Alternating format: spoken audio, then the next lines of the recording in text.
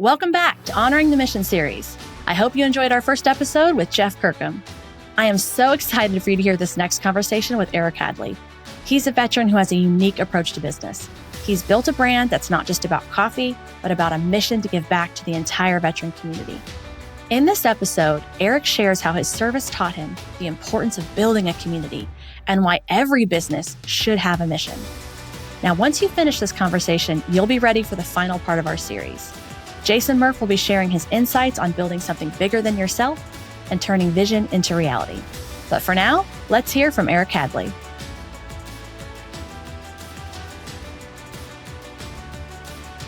Welcome to the Liberty Spenders podcast. We are Kurt and Kristen Luidhardt, your hosts, co-founders of the Prosper Group, a digital agency that's helped raise over $500 million and help elect over 100 members of Congress, 15 governors, 15 U.S. senators, and 1 president.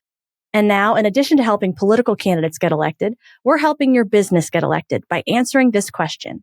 What if you could exponentially grow your business by tapping into a lucrative and engaged audience that we call Liberty Spenders?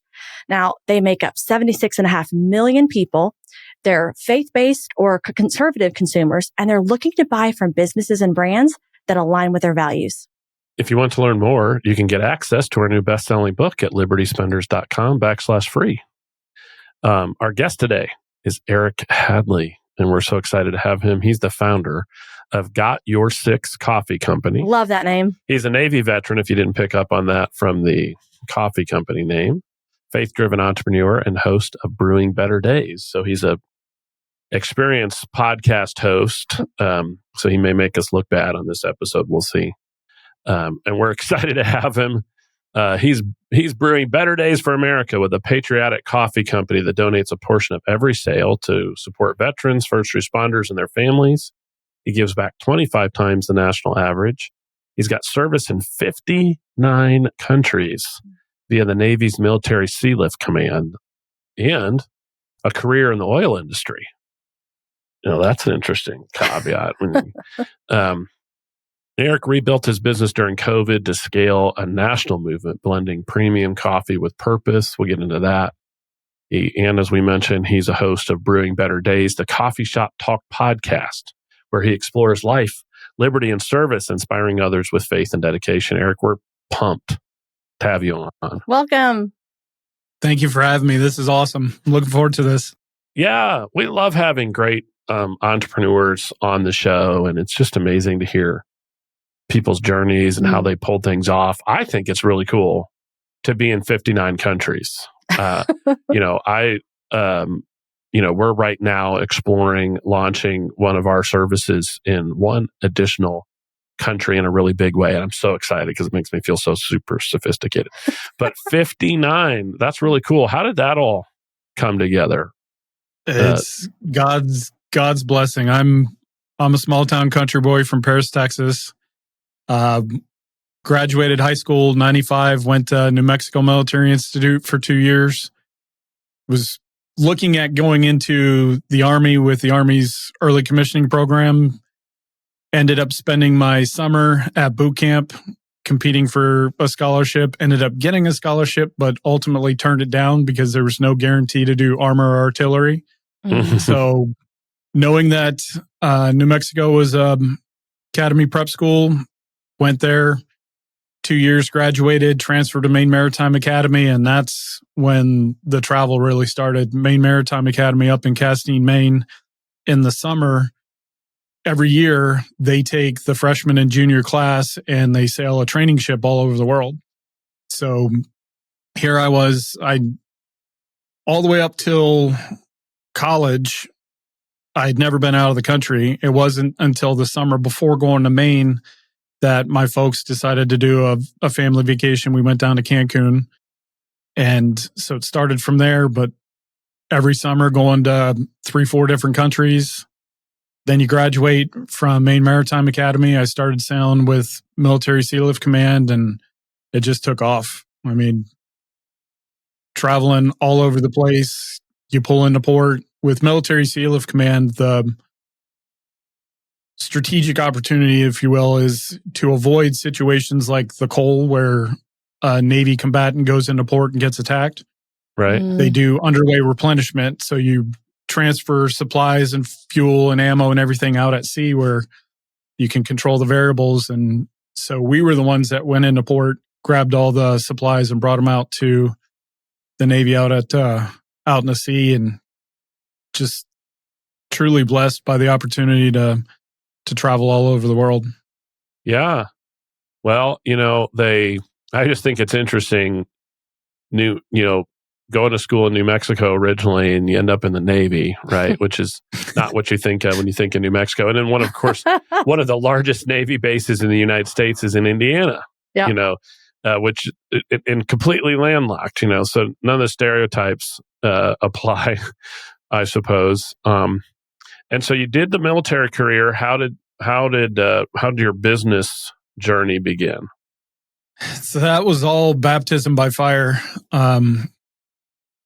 One of the things with Military SEAL Command was that if you take all my time, I was averaging roughly 10 months a year deployed, which is different than, normal deployments for the Navy or the Army or whatnot. You go somewhere for 8, 10, 12 months and then you're home for 2 years. Well, with Military SEAL Command logistics support, you're always deployed. And I loved it in the beginning because you're traveling all over the world and all that stuff. But you get to a point where you're constantly deployed, constantly missing family vacation or family reunions and birthdays and holidays and all that stuff. So in 2012, I made a transition to shoreside, resigned my commission, and I got a job with the Coast Guard as a senior engineering consultant. I was running the icebreaker buoy construction tender product line out of the Coast Guard yard in Baltimore, doing ship repair and availabilities. A year into that, if you can remember back during that time frame, you had sequestration, government funding issues. Well, I was a contractor and I was watching individuals around me losing their contracts. I was freshly married. I had a little one on the way. Being proactive, I didn't want to get caught without a job. So reached out to a couple classmates of mine from Maine Maritime Academy. A couple phone calls later, next thing you know, I'm working for Transocean Offshore Oil, doing 3 weeks on, 3 weeks off out of the Gulf of America. And yes, the Gulf of America. Right? There we go. He caught that. He's I'm going to interrupt him. I'm going to interrupt him. Yeah. So the Transocean for me was, I had to take a step back in my career to make the lateral transition, but everything worked as planned. I made the transition into the engineering side.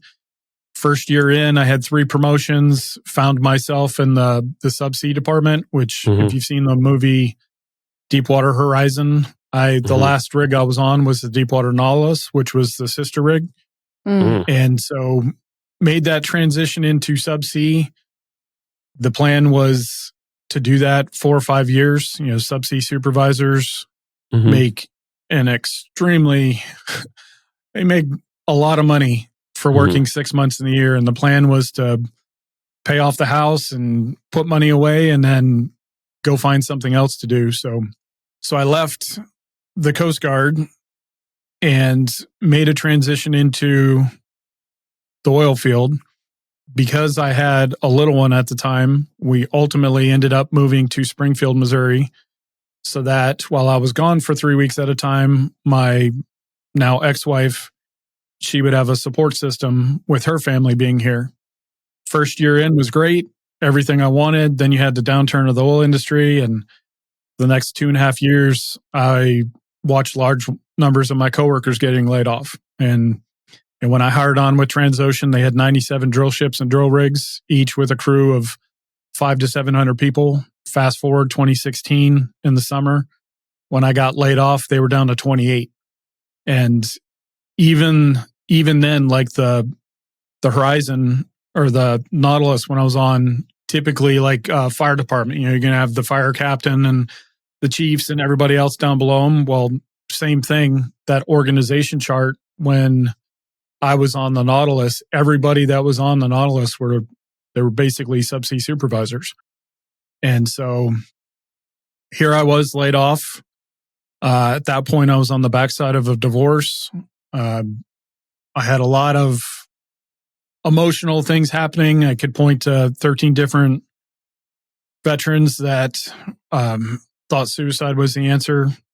I had lost my uncle to a failing VA system, being laid off, divorced, all that stuff, just not in the right emotional headspace, and spent 7 months trying to find a job. I've spent my entire career on the ocean, and if you're not familiar, Springfield, Missouri doesn't have any ocean anywhere near it. So yeah, I was going to say, 7 months of trying to find a job, exhausted my savings, got to the point where I had to tap into my retirement to keep the lights on, to take care of my son. Mm-hmm. And I was just pissed off at the world, angry, and decided to try and do something. So I started Got Your Six. I have made every mistake in the book that you can think of. Not being in the right emotional headspace when I started. I was more mission-based focused. In the beginning, for the first almost 6 years, I did 100% of the net profit to prove the mission, which, fast forward, hard lesson learned. Right. You can't grow your business when you're giving it all away. And so that's just basic math, Eric. Well, come on now. It is, but there's still some politicians like I said, haven't figured that out. Right. So. Yeah. Right. It's looking back, these are all logical things, but I try and explain it. Have you ever, to dumb it down in a simple way, you doing construction and you're holding a nail and hammering it and you slam your thumb, right? Mm-hmm. In that moment when you're in that pain and that anger, and are you thinking straight? Mm-mm. That was me. I was hurt through the divorce, custody battle. Like I said, I could point to 13 different brothers and sisters that thought suicide was the answer. I had lost my uncle. I had too much emotional input, and my heart's in the right place, but my mind wasn't at the time. Yeah. Well, and Eric, I know I made a joke, but part of the reason why I did that and was smiling is because this is such a familiar story, like any entrepreneur listening. And it's for different reasons. Your reasons are unique to you, and you were so passionate about the mission, which is why we're so thrilled to talk to you and let our audience hear your story. But there are so many businesses that struggle with that just because they don't understand how to track their finances. And so they end up not having any net left over, not because they did it on purpose, but because they didn't understand cash flow and all of those things. So I just wanted to give that context, but it is a common struggle that so many business owners have, is that they think they're going to have money at the end, and then they get there and they're like, wait a minute, this paper says I made money. Where's the cash? Where's the money in the bank account? So it happens more often than you might think. But please continue. So what made you make the pivot past that point? The pivot past with Got Your Six? Overcoming the 100% net profit. Is that the giving it all away? Yeah. What made the change? That was a pain point. So when COVID happened, here I am being told that I can't go out into public. I've got to sit at home. And so I'm sitting at my dining room table. My wife is on the other side of the table doing her job. We're talking over each other, and I'm sitting here going, okay, now what? I've been proving the mission. The mission has been everything, all my energy. Now what? Well, I know I had website issues. So I went and I taught myself website stuff to fix the back end of the website. Fix that problem. Okay, now what? Well, if I'm going to do the back end, I might as well do the front end. The funny part, if you've seen the website, everything that was done with the website was designed on my phone. I have the creative artistic side, but I don't know how to use tools like Adobe Illustrator. But I do know how to use an app on my phone that I've been using for all our social media. So I was sitting here zooming in, editing photos. And so everything that you see was done on my phone. Solve that problem. Then what? Well, I know I've got production issues, because I was giving everything away. The equipment that I had back then only allowed me the opportunity to package 274 bags in an 8-hour shift.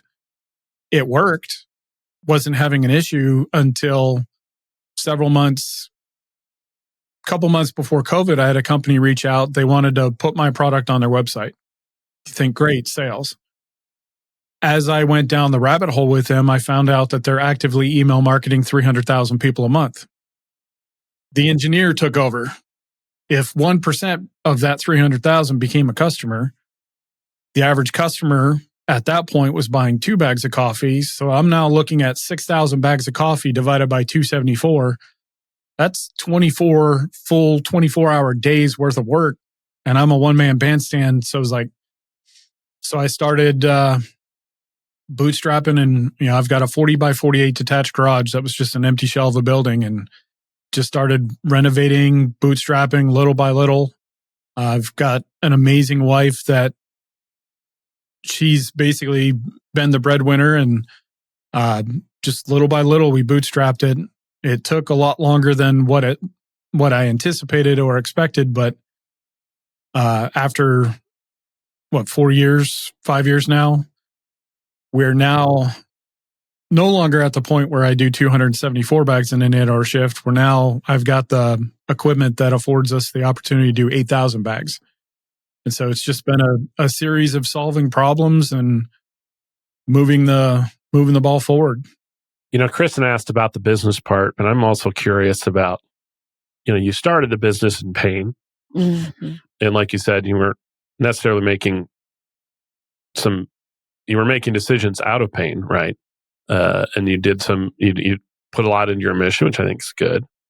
But what's changed as you've grown? There's certainly a spiritual side to that, I think, or a emotional side to what's changed.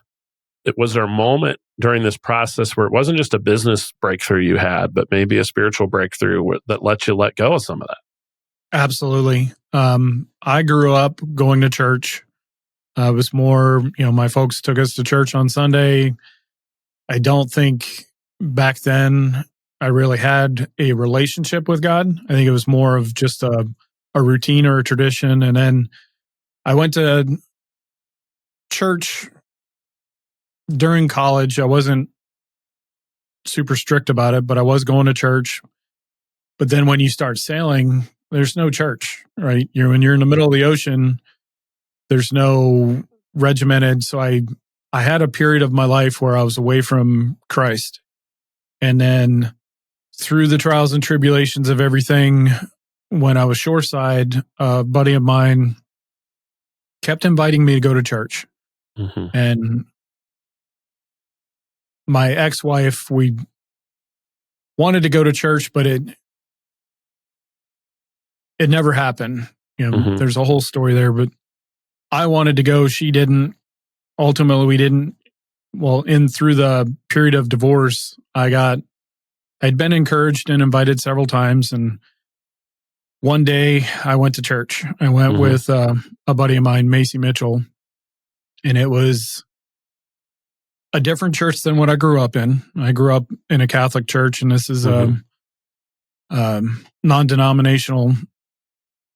So it was a different experience, but it felt surreal. I was in a room of probably 10,000 people, and it felt like the pastor was just talking to me, and everything spoke, and it was chilling. Like, I'm getting goosebumps even thinking about it. At the end, there was the altar call, and I recommitted my life to Christ. While I was baptized as a child, some of the things that I've read through the Bible was, it is a personal choice. So just to make sure that day made sure to get myself baptized, my choice. And it has been one God moment after another. I wouldn't be here if it wasn't for God. God led me to this. I've challenged God 14 different times now, where it's just like, if this is what you want me to do, give me a sign. And I would get a sign, and then I'd be like, okay, maybe it's just ironic. I'm a stubborn country boy. I need something pivotal that is without a doubt. I'd get a sign and I'd be like, is this really? I did this whole thing 13 different times. And on the 13th time, I was in my prayer room, challenged God. 27 minutes later, I get a phone call from a mentor of mine. He's a Marine Corps vet. He's like, hey, what are you doing? I'm like sitting here doing this. It's like, well, I'm actually at church. One of the pastors, one of my favorite pastors, Pastor Craig Groeschel, was doing a business conference for entrepreneurs. And my mentor was sitting there saying, hey, I'm sitting here. It's on my heart. I didn't even think about it to invite you. Do you want to come?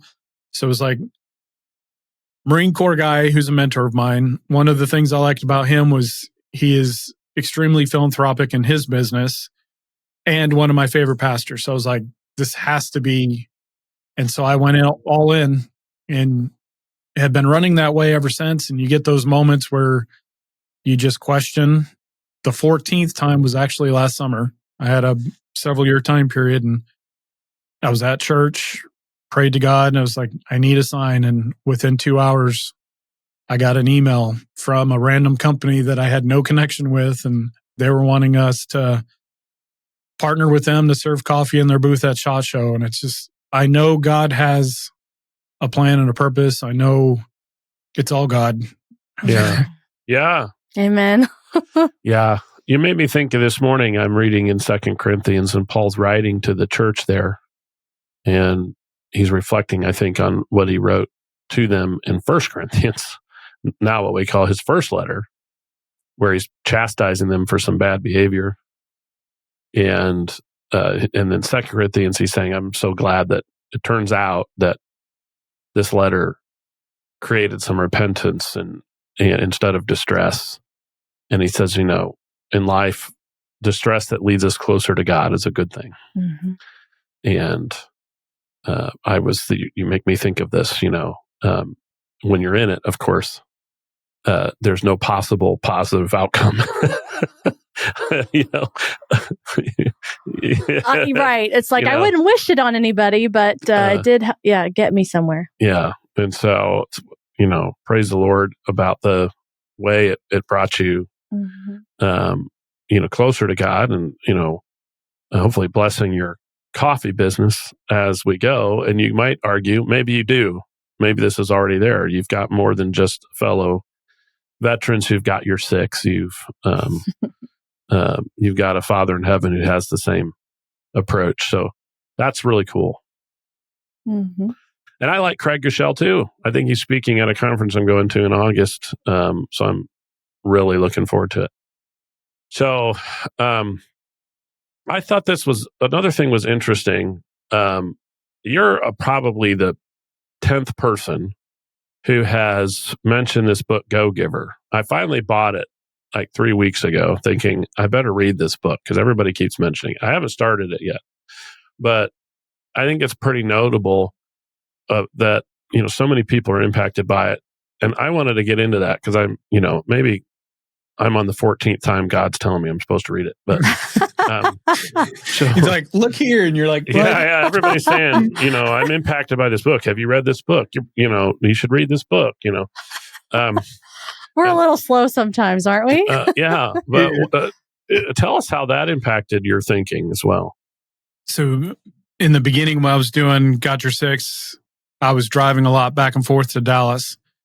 And so when you have 6 hours of windshield time, I was listening to all kinds of books, and the Go Giver series was one of them.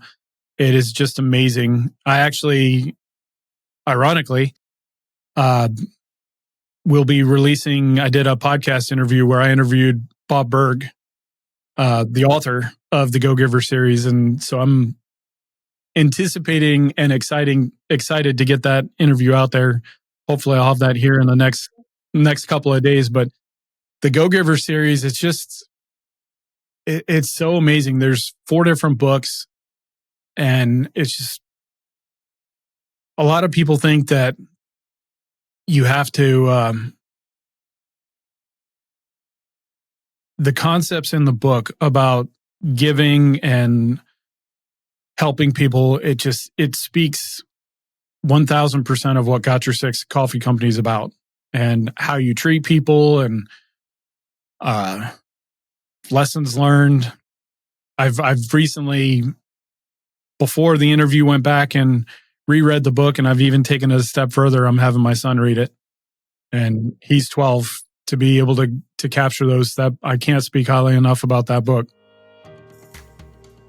Hey, business owners, did you know there's 76.5 million faith-based and conservative consumers that are looking to support brands that align with their values?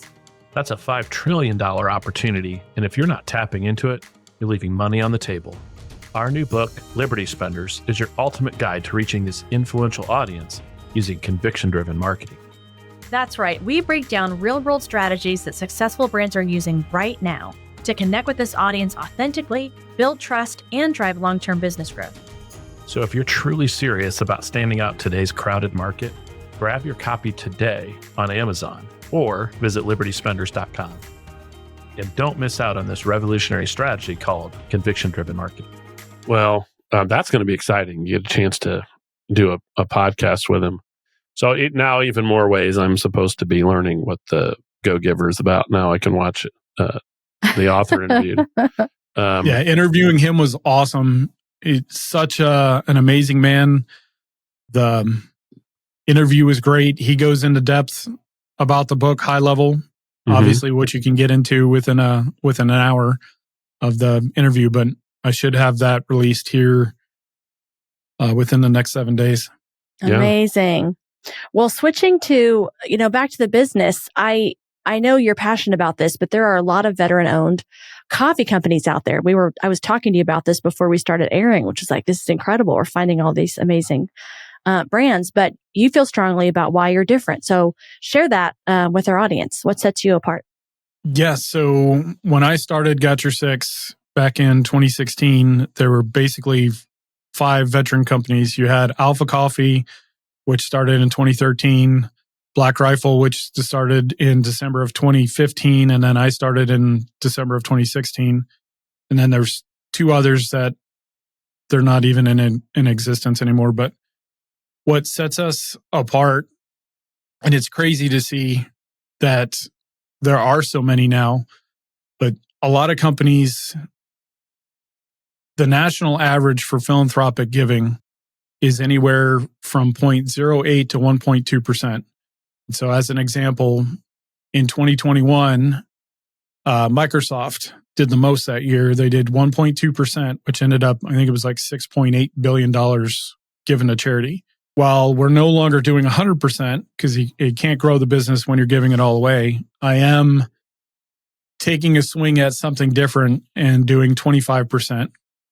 Still allows for max philanthropic and allows for to be able to grow the business. And what I'm trying to do is inspire something different.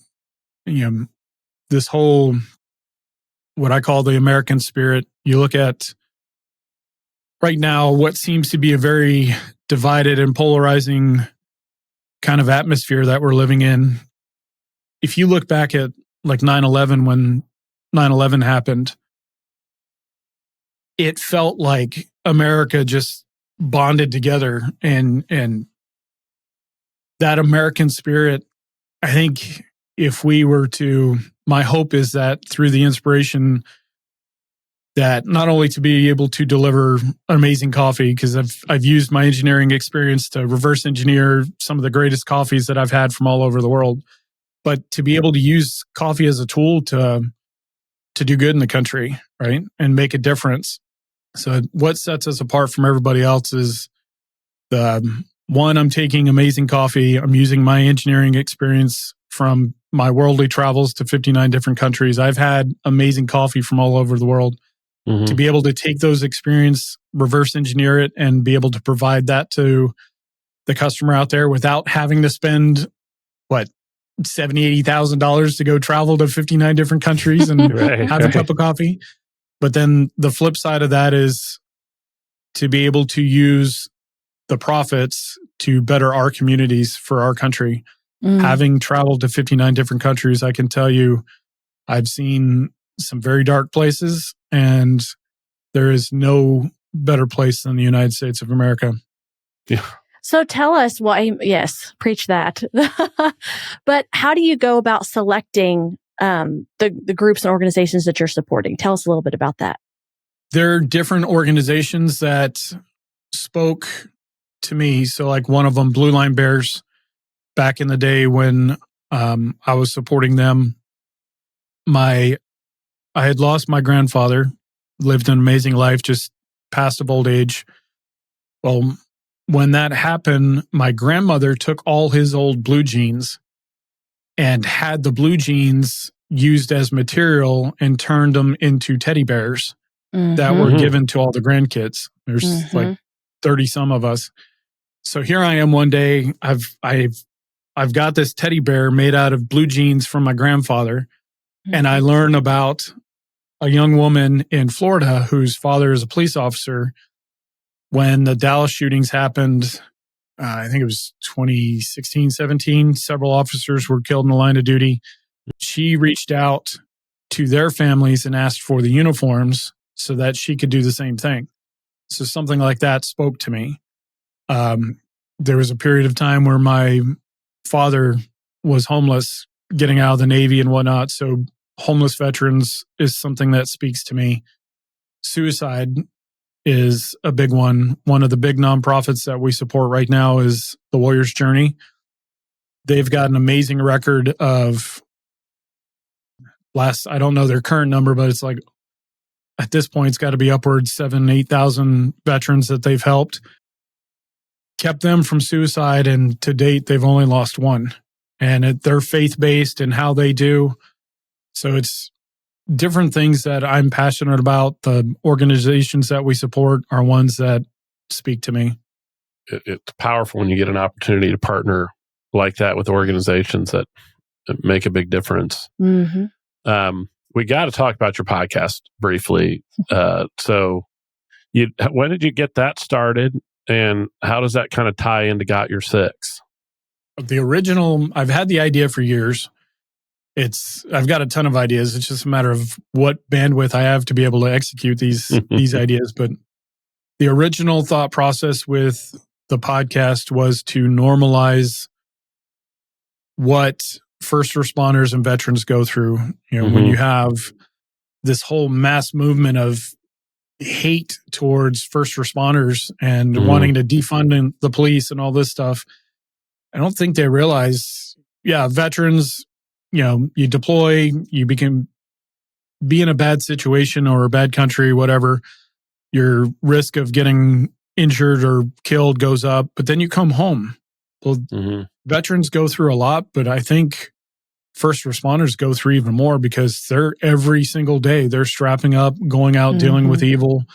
And I don't think people understand, an officer could respond to a parking ticket violation or something, and then 2 seconds later, they're responding to a car crash where a child was ejected from a car and they're having to carry that burden to see that, or find somebody decapitated, or I don't think people understand or realize what they have to go through.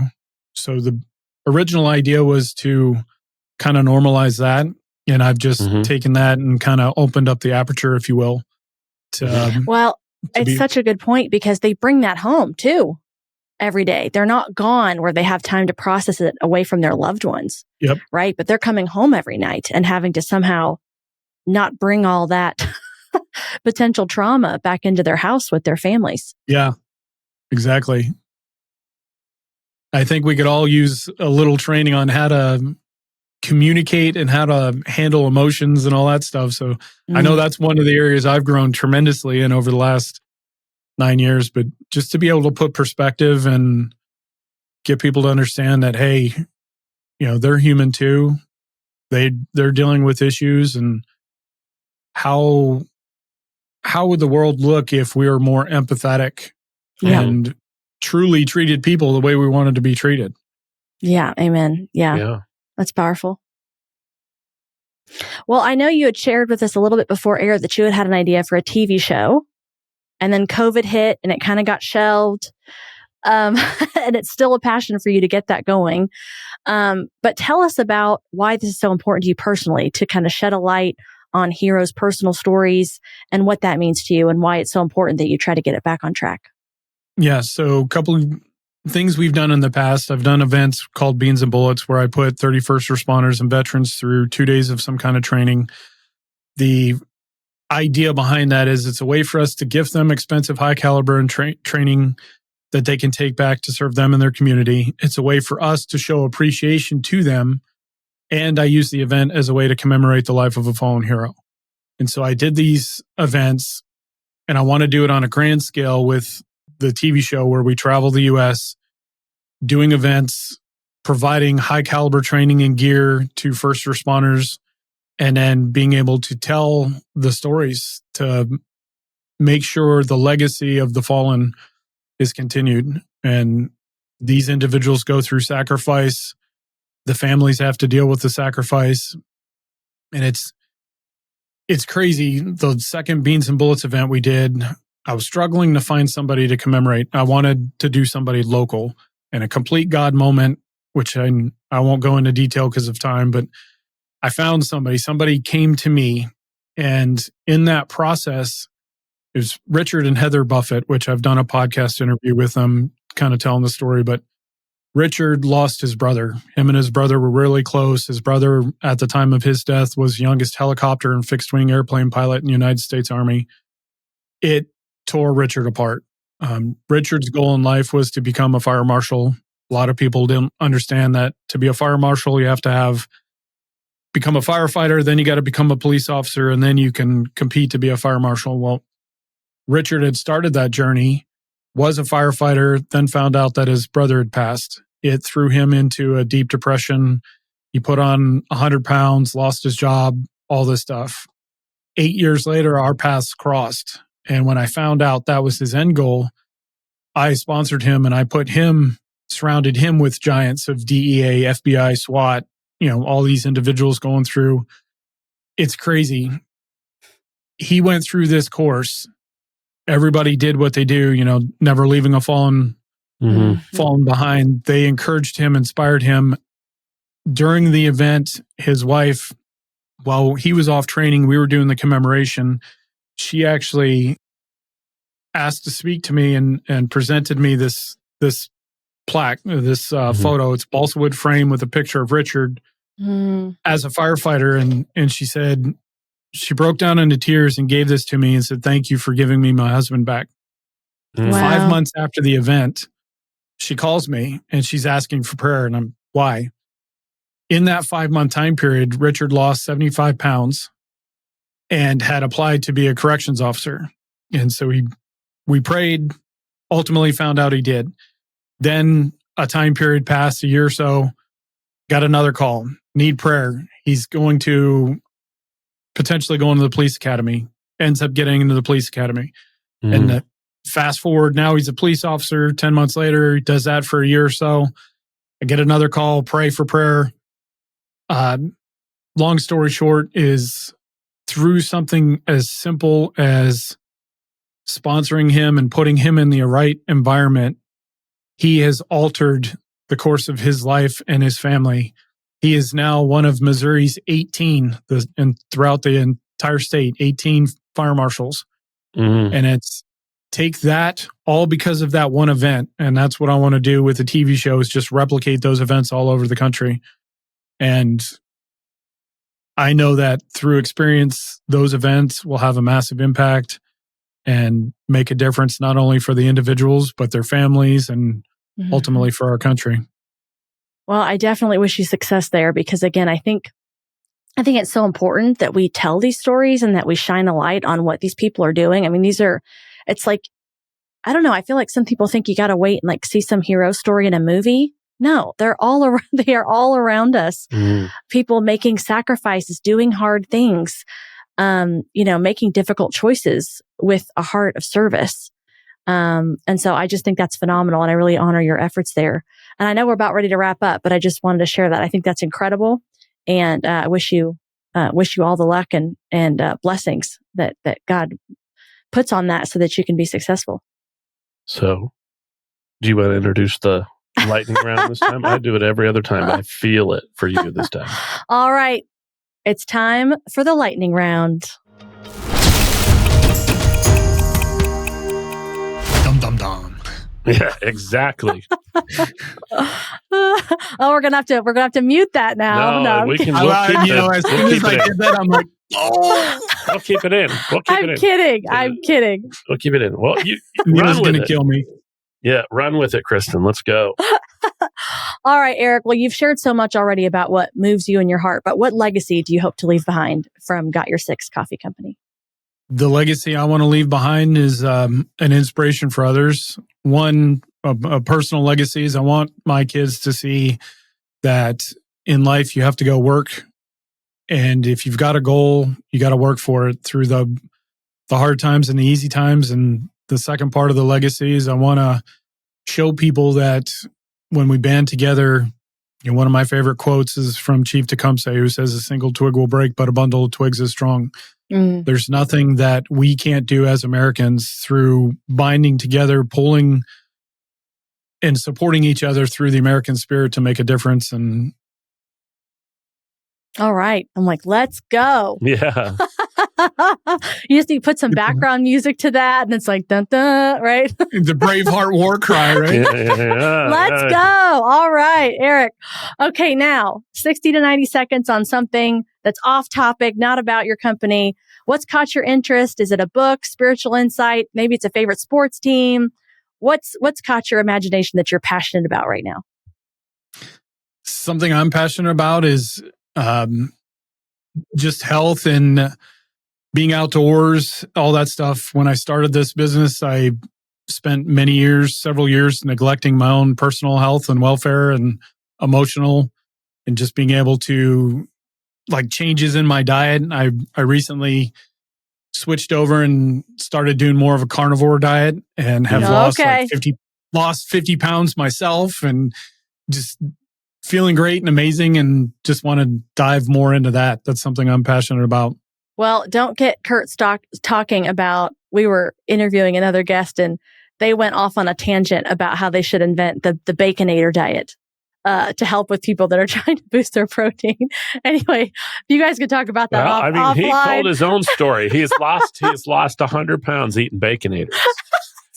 So insane. He orders the Baconator, throws the bun out the window. I don't know that I would do that. That feels like littering. Maybe he throws he goes. He said, "Well, I'm feeding the birds." Yeah, and he throws the buns out the window and he eats the bacon and the cheese and the meat.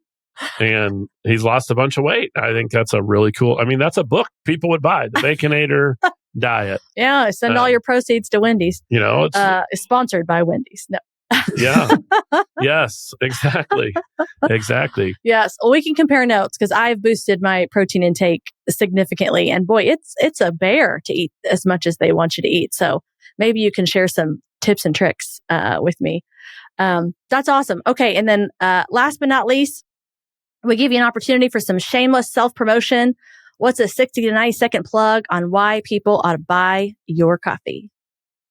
If you love coffee, I'm bringing something to the table. I'm using my engineering background and my worldly travels. Like I said, I've had coffee in 59 different countries, and I've taken those experiences, brought it back to reverse engineer and make something that you don't have to travel. You can get that. And the other plus side of that is trying to do something good with this company and make a difference. We're doing something maybe a wrong thing to do to try and do 25%, but it's still in my heart to use the power of coffee to brew better days for our country and just to make an impact and live life enjoying the blessings that we have here in this amazing country. Amazing. Well, I will say it's never wrong to follow a calling, follow your conscience.